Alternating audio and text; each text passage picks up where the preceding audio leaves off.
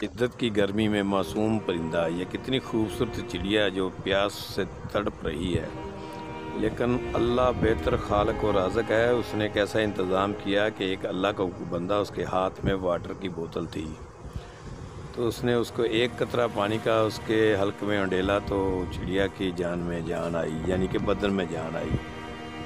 ये देखें अल्लाह के बंदो, अपने इर्द गिर्द आप भी जानवरों के लिए रखें पानी के बर्तन। हम छोटे जब स्कूल में पढ़ते थे तो एक थर्स्टी क्रो यानी कि प्यासे कौवे की कहानी सुनते थे।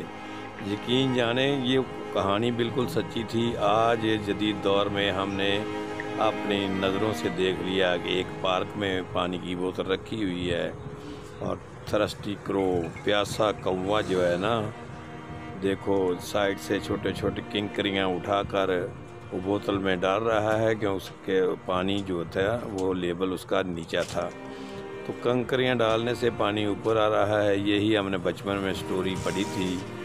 तो पानी कंकरियाँ डालने से थोड़ा सा ऊपर आया और कौवे ने पानी को पी लिया।